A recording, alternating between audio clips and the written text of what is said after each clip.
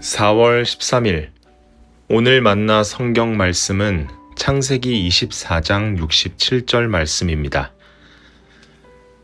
이삭은 리브가를 어머니 사라의 장막으로 데리고 들어가서 그를 아내로 맞아들였다.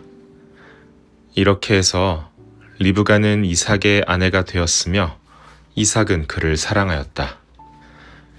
이삭은 어머니를 여의고 나서 위로를 받았다.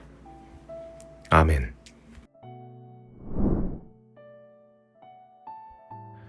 오늘 만나로 만나주시는 하나님을 기대합니다.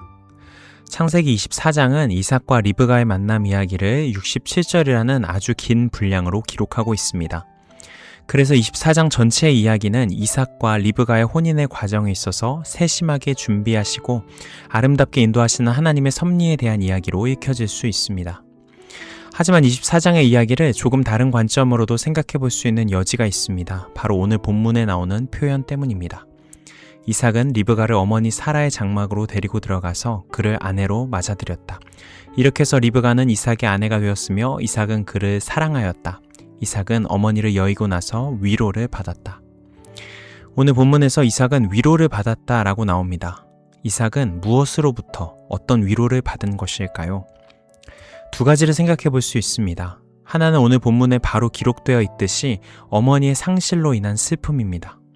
어머니라는 거대한 세계를 잃은 후에 이삭을 무겁게 짓누르던 상실감이 있었음을 알 수 있죠. 또 다른 한 가지는 성경에 명료하게 기록되어 있지 않지만 행간으로부터 추측해 볼 수 있는 아픔입니다.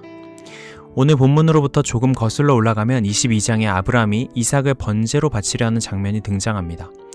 우리 모두가 알고 있다시피 아브라함은 이 사건을 통해 자신의 믿음을 드러냈고 이삭이 아닌 하나님이 준비하신 순양을 대신 제물로 바치게 되죠.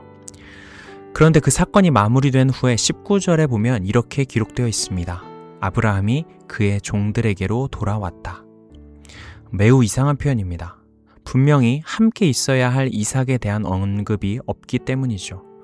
그리고 정확히 22장의 번제 사건 이후에 오늘 24장의 후반부에 이르기까지 이삭은 철저하게 침묵합니다.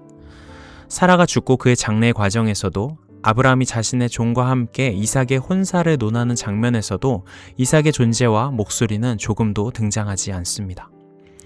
이런 성경의 행간을 통해 조심스럽게 추측해 볼 수 있습니다. 22장의 사건 이후에 이삭과 아버지 아브라함 사이에는 말로 다 설명할 수 없는 거리감이 생겼던 것으로 보입니다. 물론 이 거리감을 무조건 부정적 의미로 단정짓는 것은 성급한 결론입니다. 때로는 이런 방식으로 생겨난 거리감과 균열이 비로소 아버지와 분리된 개인의 새로운 정체성을 싹트게 하고 아버지의 하나님이 아닌 나의 하나님에 대한 성찰과 탐색을 가능하게 하기 때문이죠. 하지만 현재로서는 이삭에게 모리아산 위에서의 경험은 아버지와의 부인할 수 없는 거리감과 전통적 방식의 관계성에 균열을 만들어냈다는 것입니다. 그런 상태에서 어머니마저 잃은 이삭은 아마도 거대한 상실감과 슬픔에 침잠해버린 것 같습니다. 그리고 하나님에 대한 낯섦과 두려움이 스며들었을지도 모르죠. 아버지를 위해서는 순양을 준비해 주셨지만 자신을 위해서는 어떤 것도 준비하고 배려해 주지 않으신 무서운 존재처럼 여겨졌을 수 있습니다. 그래서 이삭은 주도적으로 목소리를 내며 삶을 영위하기보다는 마치 하루를 견디는 사람처럼 침묵 속에 머물러 있었던 것은 아닐까요? 그런데 중요한 것은 하나님께서는 그런 이삭의 걸음을 주목하고 계셨고 가장 좋은 때에 가장 필요한 방법으로 이삭에게 찾아가 주셔서 위로해 주셨다는 것입니다. 이삭은 여느 때처럼 저녁에 들에서 산책을 하고 있었습니다. 그런데 저 멀리서 낙타 행렬이 다가오는 것이 보입니다. 사실 더 정확히 표현하면 이삭을 향한 하나님의 아름다운 계획이 다가오고 있었다고 할 수 있죠. 아마도 이삭은 낯선 이들을 경계했을 것 같습니다. 우리 모두 마찬가지이지만 상실의 아픔, 사랑의 실패를 경험한 이후에는 또 다른 사랑을 선택하는 것이 매우 두렵기 때문이죠. 그런데 66절에 종이 이제까지의 모든 일을 이삭에게 다 말하였다고 합니다. 리브가를 만나게 되었던 놀라운 과정, 그리고 리브가가 자신의 고향을 떠나서 용기 있는 결단을 내렸던 순간들, 이 모든 과정을 상세하게 들으면서 그저 우연이라고 설명할 수 없는 자신의 삶을 향한 부인할 수 없는 하나님의 준비하심을 이삭은 듣게 되는 것이죠. 자신의 상실과 슬픔을 그저 내버려 두지 않고 새로운 계획으로 준비하시는 하나님의 존재를 확인한 순간 이삭은 리브가를 받아들입니다. 오늘 본문에 리브가를 어머니 사라의 장막으로 데리고 들어갔다고 나오죠.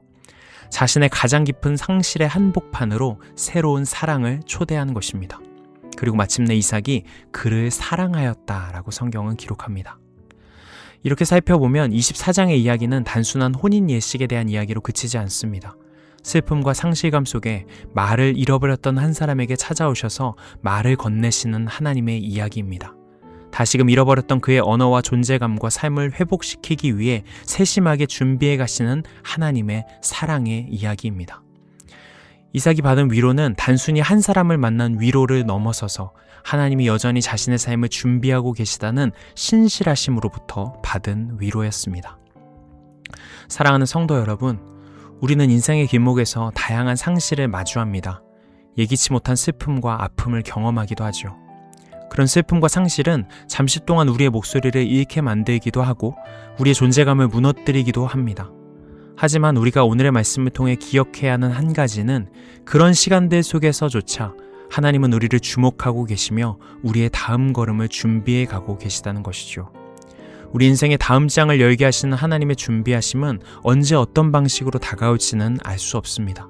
하지만 분명한 것은 하나님은 다가오셔서 말을 걸어주실 것이고 우리를 위로하셔서 다시금 사랑할 수 있도록 이끌어 주시리라는 것입니다. 이런 하나님의 신실하심이 때때로 찾아오는 슬픔과 상실의 시간을 살아내야 하는 모든 성도님들의 삶에 새로운 소망으로 다가오실 수 있기를 주님의 이름으로 축복합니다. 기도하시겠습니다. 상실과 침묵의 자리에도 찾아오셔서 우리에게 다시 말을 걸어주시는 하나님, 우리의 마음을 위로하시고 새롭게 하여 주옵소서. 주님의 준비하심을 신뢰하며 다시 사랑하고 다시 걸어갈 용기를 우리에게 허락하여 주옵소서. 예수 그리스도의 이름으로 기도드립니다. 아멘. 이제 두 가지 기도 제목으로 함께 기도합니다. 첫 번째로 오늘의 말씀에 따라 기도하겠습니다. 상실과 침묵의 자리에서도 우리를 향해 다가오시는 하나님의 준비하심을 신뢰하며 다시 사랑하고 다시 걸어갈 용기를 주시옵소서. 두 번째로 해외 선교를 위해 기도하겠습니다. 해외 선교지와 선교사님들에게 하나님의 보호와 인도하심이 함께 하시고 복음의 생명이 그 땅 가운데 살아 움직이게 하옵소서. 이 제목으로 기도하신 후에 개인 기도로 나아가시겠습니다.